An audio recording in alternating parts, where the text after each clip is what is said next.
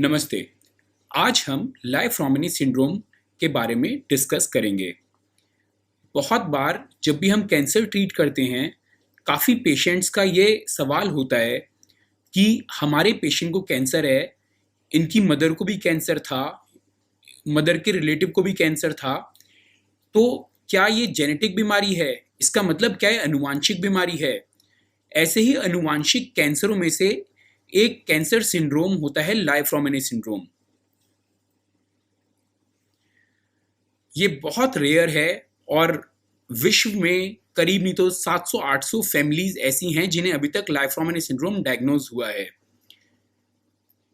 कुछ core cancers होते हैं जो इस सिंड्रोम में होते हैं, या डॉक्टर को जब पता लगता है कि लाइफ-रोमेनी सिंड्रोम है, जब वो देखता है कि कुछ कोर कैंसर्स एक ही फैमिली में अलग-अलग मेंबर्स में पाए गए हैं।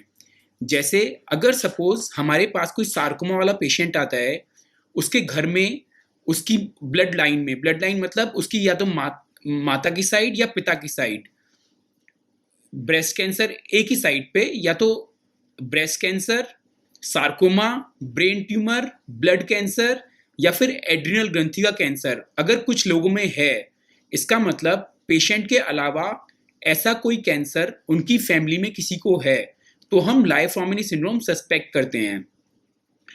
ये आनुवांशिक बीमारी होती क्यों है, या इस तरह के बहुत सारे कैंसर क्यों होते हैं पेशेंट्स को?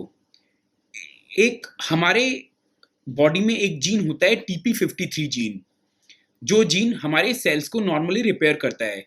हर सेल में इस जीन की 2 कॉपीज होती हैं। अगर ये जीन अनकंट्रोल्ड हो जाता है या फिर इस जीन की एक्टिविटी खराब हो जाती है, तो कुछ सेल्स अपने आप मल्टीप्लाई करने लगते हैं या फिर अपने आप ग्रोथ करने लगते हैं और वो कैंसर में परिवर्तित हो जाते हैं। तो TP53 नामक जीन के कारण ये बीमारी हो सकती है। 70% केसेस में ये फैमिली मेंबर्स में माता पिता या किसी और फैमिली मेंबर से आती है, लेकिन 15 से 20% केसेस में ये अपने आप म्यूटेशन हो सकती है, जिसे डी नोवो म्यूटेशन कहते हैं। लाइफ-रोमेनी सिंड्रोम क्यों इंपॉर्टेंट है? लाइफ-रोमेनी सिंड्रोम जब हमारे पास कोई पेशेंट आता है या कोई भी ऐसा शख्स जिसको ये बीमारी है या जिसको कोई कैंसर है आता है और उसको P53 म्यूटेशन है, अगर उसके भाई बहनों में भी ये म्यूटेशन है, तो उनका करीब 70 से 100% चांस होता है कि उन्हें लाइफ में कैंसर हो।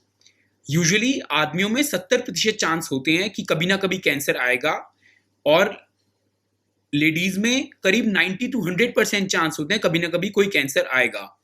इसलिए बहुत ज़रूरी है कि हम इस बीमारी को पहचान करें और हम ये जानकारी उनकी फैमिली को दें।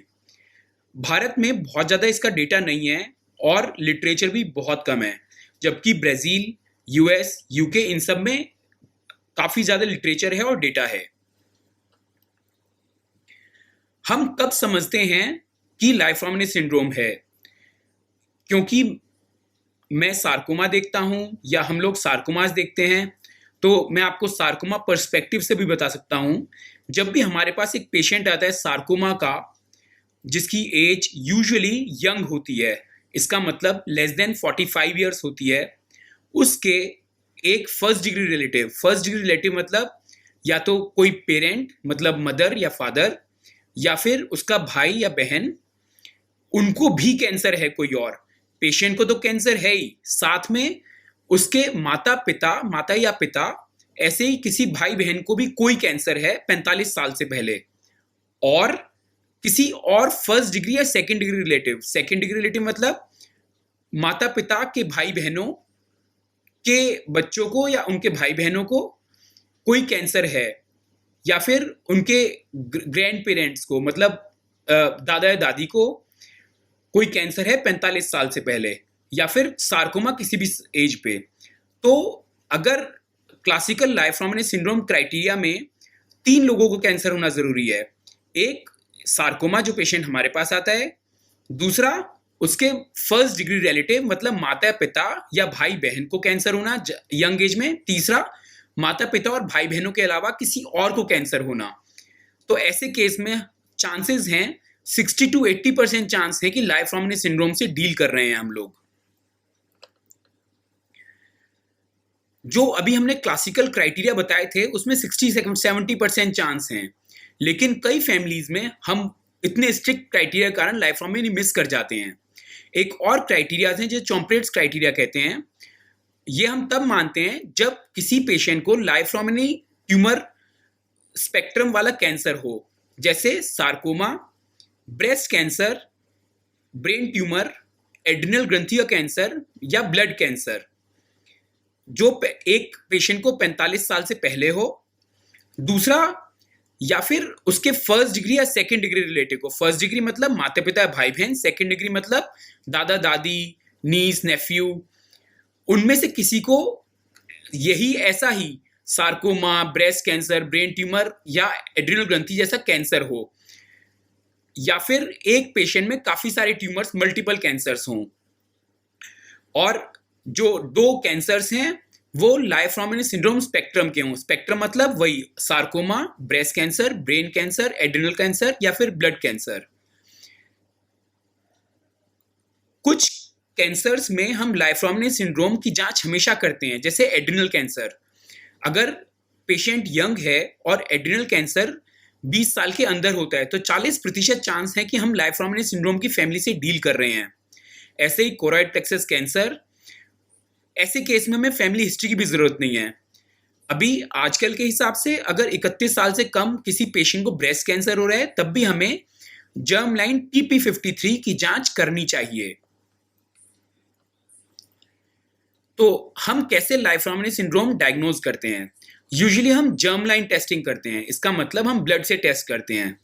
ब्लड से टेस्ट करके हम P53 म्यूटेशन देखते हैं। सिंगल जीन में हम सिर्फ P53 की म्यूटेशन देखते हैं जब हमें पक्का पता होता है कि हाँ उसके भाई बहन में ऐसी कोई म्यूटेशन है। ये चीपर टेस्ट है, लेकिन काफी अधिकतर केसेस में हम ये देखते हैं कि ऐसा ना हो कि कोई और लाइफ-रोमनी सिंड्रोम जैसा ही कोई आनुवंशिक कैंसर हो, जैसे BRCA1, BRCA2 और अदर टेस्ट। तो हम मल्टी जीन में और भी सारे लाइफ-रोमनी जैसे सिंड्रोम्स देख सकते हैं। हमारे पास ऐसी बहुत सारी फैमिलीज हैं जो लाइफ-रोमनी सिंड्रोम से डील कर रही हैं। उन्हें एंजाइटी मतलब बेचैनी और डर हमेशा बना रहता है। अगर मान लीजिए किसी फैमिली को पता हो कि उनके किसी नॉर्मल दिखने वाले बच्चे को P53 जीन म्यूटेशन है और आगे आने वाले जीवन में 70 to 100% चांस है कि कैंसर होगा, ऐसे केस में स्वाभाविक है कि इन फैमिलीज को बेचैनी होगी और डर लगेगा। ऐसे ही क्योंकि इन फैमिलीज में बहुत सारे लोग जीवन से जूझ रहे होते हैं या फिर कैंसर हो चुका होता है, ये बहुत घबराए हुए होते हैं क्योंकि ये इतनी रेयर बीमारी है। उन्हें ऐसा लगता है कि हम ही क्यों, वे अकेला फील करते हैं क्योंकि एक लाइफ-रोमनी की फैमिली दूसरी लाइफ-रोमनी की फैमिली से कनेक्टेड नहीं होती है। साथ में जब हम कहते हैं कि आप MRI कराओ, आप CT कराओ, आप एक्सरे कराओ, आप ब्लड टेस्ट कराओ, अल्ट्रासाउंड कराओ, उनको साइकोलॉजिकल बर्डन तो होता ही है। ये टेस्ट जो है कई बार इंश्योरेंस भी कवर नहीं करता और उन्हें आर्थिक रूप से भी प्रॉब्लम्स आती हैं। तो एज डॉक्टर्स हम समझ सकते हैं जिस प्रॉब्लम से वे डील कर रहे हैं। हम क्यों लाइफ-रोमनी सिंड्रोम फैमिलीज से कहते हैं कि आप हर साल MRI कराओ, MRI ब्रेन, आप हर साल MRI बॉडी कराओ, आप ब्लड टेस्ट कराओ या फिर आप स्किन का टेस्ट कराओ, आप कोलोनोस्कोपी कराओ, आप और सब टेस्ट कराओ। ऐसा हम क्यों कहते हैं? क्योंकि एक स्टडी है डॉक्टर अनीता की जिन्होंने शो किया है जिन पेशेंट्स में बराबर हम चेकअप करते रहते हैं, हर साल MRI, अगर मोर देन 18 ईयर्स है तो स्किन का टेस्ट, अगर मोर देन 25 ईयर्स है कोलन का टेस्ट, ऐसे अगर हम टेस्ट बराबर करते हैं, पेट का अल्ट्रासाउंड एड्रेनोकॉर्टिकल कैंसर के लिए, तो उनकी जीवन काल में प्रभाव आता है। इसका मतलब उनका जीवन बढ़ जाता है क्योंकि हम अधिकतर कैंसर्स को जल्दी पकड़ लेते हैं और उनकी हम रोकथाम कर सकते हैं। किन पेशेंट्स को लाइफ-रोमनी सिंड्रोम की स्क्रीनिंग करनी चाहिए? स्क्रीनिंग मतलब बराबर टेस्ट। वो ऐसे पेशेंट्स को करना चाहिए जिनका P53 म्यूटेशन या तो पॉजिटिव आ चुका हो अर्थात ब्लड टेस्ट से P53 म्यूटेशन पॉजिटिव आ गया हो, या फिर अगर पॉजिटिव ना भी आया हो और घर में 3 लोगों को कैंसर हो, जिस तरह से हमने क्लासिकल क्राइटेरिया में बताया था, ऐसे केस में भी हमें सर्विलेंस करना चाहिए। सर्विलेंस मतलब बराबर MRI, अल्ट्रासाउंड, ब्लड टेस्ट या जैसा भी आपके डॉक्टर सजेस्ट करते हैं। जो लाइफरोमिनी सिंड्रोम का सर्विलेंस प्रोटोकॉल है या आगे कैंसर पकड़ने का प्रोटोकॉल है, वो मेनली एक टोरंटो प्रोटोकॉल से लिया गया है, एक स्टडी से, जिसमें हम हर 3 से, अगर ये आपकी एज के अनुसार होता है, यदि बर्थ से 18 साल तक के हैं तो हर 3 से 4 महीने में फिजिकल एग्जामिनेशन होगा, जिसमें देखा जाएगा आपका बीपी कितना है, आपकी लंबाई कितनी है, वजन कितना है, आपकी अपीयरेंस कैसी है, आपके चेहरे पर बाल आए हैं नहीं आए हैं, आप बाकी सब असेसमेंट वो फिजिशियन करता है। ऐसे ही हमें सोनोग्राफी कराना पड़ेगा पेट में एड्रिनल ग्रंथि को देखने के लिए, जो 3 से 4 महीने पर होता है। हमें हर साल ब्रेन का MRI, पहला MRI कॉन्ट्रास्ट के साथ, बाकी MRI विदाउट कॉन्ट्रास्ट।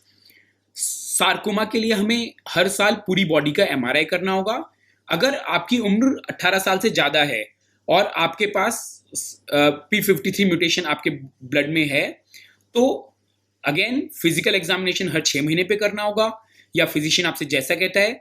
इस एज में ब्रेस्ट कैंसर स्पेशली लेडीज में बहुत इंपॉर्टेंट है, तो मोर than 18 years breast cancer awareness, patient को खुद ही सेल्फ एग्जामिनेशन करना होगा। हर साल ब्रेस्ट MRI स्क्रीनिंग होगी, और ऐसे ही कुछ लोग जो समझते हैं इस बात को, आफ्टर काउंसलिंग ब्रेस्ट सर्जरी जैसे मेस्टेक्टमी का डिसीजन ले सकते हैं।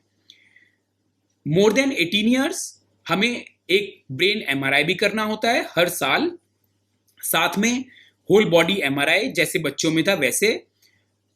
बड़ों में 2 चीजें अलग हैं, एक तो 25 साल से ऊपर हमें एक आंत का कैंसर देखना होता है, इसलिए कोलोनोस्कोपी करनी होती है। सिमिलरली हमें स्किन का कैंसर के लिए मोर देन 18 ईयर्स पे हर साल डर्मेटोलॉजिस्ट को दिखाना होता है या डर्मेटोलॉजिकल एग्जामिनेशन करना होता है। अगेन दिस इज ये थोड़ा बड़ा करके कि 18 साल तक के बच्चों का हर 3 से 4 महीने दिखाना, पेट का अल्ट्रासाउंड करना, ब्रेन का MRI करना और पूरी बॉडी का MRI करना। ऐसे ही more than 18 years breast ladies में ब्रेस्ट कैंसर की अवेयरनेस देना, उन्हें अपनी गांठ का खुद देखना कि हाथ से छूकर, हर साल MRI करना ब्रेस्ट का, दिमाग का MRI करना जिससे हम ब्रेन कैंसर या दिमाग का कैंसर देख पाएं। ऐसे ही पूरी बॉडी का MRI करना। आंतों के कैंसर के लिए, इंटेस्टाइन के कैंसर के लिए 25 साल के बाद हर 2 से 5 साल एंडोस्कोपी करना या कोलोनोस्कोपी करना। मेलानोमा में हर साल 18 साल के बाद स्किन का एग्जामिनेशन करना। बहुत सारे पेशेंट कहते हैं हम क्या क्या अवॉइड करना चाहिए। ऐसी केस में अगर आप, हमें रेडिएशन जितना हो पाए उतना अवॉइड करना चाहिए। CT scan, PET CT, MRI कर सकते हैं, बाकी सब जैसा आपके डॉक्टर सजेस्ट करें। साथ में अगर ये सार्कोमा है या ब्रेस्ट कैंसर है तो रेडिएशन सिर्फ डॉक्टर की परमिशन से ही लेनी चाहिए, क्योंकि इसमें सेकेंडरी कैंसर्स होने के रिस्क काफ़ी होते हैं। आप लोग क्या कर सकते हैं, आप लोग सन को अवॉइड कर सकते हैं, जो सनलाइट है। तंबाकू खाना कम कर सकते हैं। अगर आपको शराब वगैरह और सब चीज़ें बिल्कुल बंद कर देनी चाहिए, और ऐसी चीज़ें जैसे शराब हो सकता है उनसे अवॉइड करें, क्योंकि चांसेस काफ़ी हाई होते हैं कि वन वे और अदर कैंसर के होने के चांसेस। मैं आपको एक फैमिली के बारे में बताता हूँ। ये फैमिली हमारे पास आज से 1-2 साल पहले आए थे। जो राउंडेड है वो लेडी को रिप्रेजेंट करता है, जैसे ये लेडी, और ये जो स्क्वायर है जेंट्स को प्रेजेंट करता है। तो आप देख रहे हो कि जो लेडी की साइड में, ये लेडी पेशेंट हमारे पास ये थे जो प्रेजेंट किए थे। अब this patient is like the outcome अभी नहीं पता उनका। तो ये पेशेंट जब हमारे प्रेजेंट किए थे तो उनके घर में 2 सार्कोमा थे, एक 16 ईयर्स पे और एक 32 ईयर्स पे, और उन्हें 55 साल की एज में ब्रेस्ट कैंसर से उनका देहांत हो गया था। तो इस तरह से फैमिली की हिस्ट्री होती है। It is, I can not explain, या मैं आपको एकदम साइंटिफिक तरीके से एक्सप्लेन नहीं कर सकता क्योंकि इसमें बहुत सारी टर्म्स यूज होंगी। लेकिन अगर फैमिली में ब्रेस्ट कैंसर है, 2 सार्कोमाज हैं, या फिर एड्रेनोकॉर्टिकल कैंसर है या फिर ब्लड कैंसर है, ऐसे केस में हम लाइफ-रोमेनी सिंड्रोम सस्पेक्ट करते हैं और हम p53 म्यूटेशन की जांच कराते हैं। I hope this is important या आपको समझ आया होगा एंड आपकी नॉलेज इंक्रीज हुई होगी। Thank you for your attention. Thanks.